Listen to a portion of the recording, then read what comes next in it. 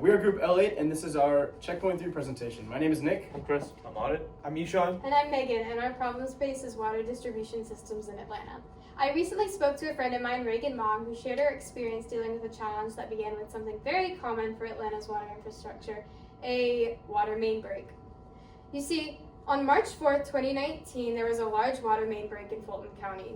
Reagan, a then middle schooler at Landmark Christian School, a school in Fulton County, was disappointed to hear that school would be closed down for a couple of days, but did not fully understand the effects that this break would have.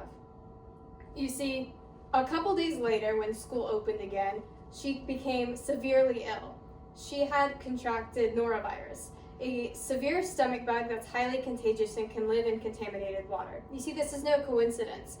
Water main breaks of this size can lead to severe water contamination, with this one leading to over 100,000 people receiving boil water advisories. But a lot of the damage had already been done, as many of the students, despite these advisories, did not understand the severity of the contamination. Soon after Reagan fell ill, the rest of the school fell ill too, and Landmark had to close its doors for the rest of the week. Reagan said to me, "It was crazy that a whole school of people went down because of one break, and we had no clue we shouldn't have been drinking the water." Many spent the week that Landmark was closed recovering and reflecting on how the health of so many students and faculty can be brought down by one common break. And while water main breaks are certainly an issue, with over 400 of them happening each year in Atlanta, they're just emblematic of the larger issue, which is of course the pipes themselves, often made of lead or brick and mortar, poor sourcing, and even worse, recycle or reusing of the water. And so overall, water infrastructure in Atlanta is a problem space that we just can't ignore. As a group, we wanted to do something related to water and something locally, so we chose the Atlanta area.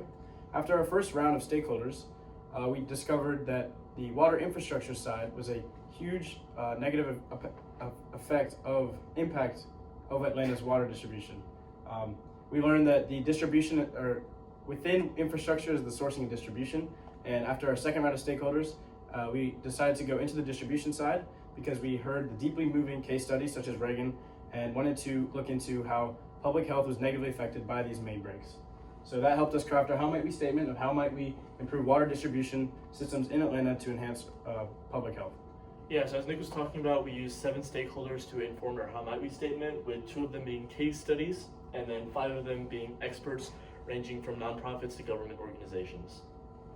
So 2 of the solutions that we figured out from talking to those experts were copper or stainless steel pipes replacing existing lead ones, and groundwater sourcing. And 2 big reasons why these aren't working is an overall lack of attention to the water mains in Atlanta. Most of these are between 50 and 120 years old, and they're usually replaced after they break, not before, making it a reactive, not proactive process. We also talked to the commissioner of the Department of Watershed in Atlanta, who told us that only 1/10 of their budget actually goes towards replacing the water mains that are broken, which highlights the large funding issues at play. There are 2 directions we really want to go with our solution.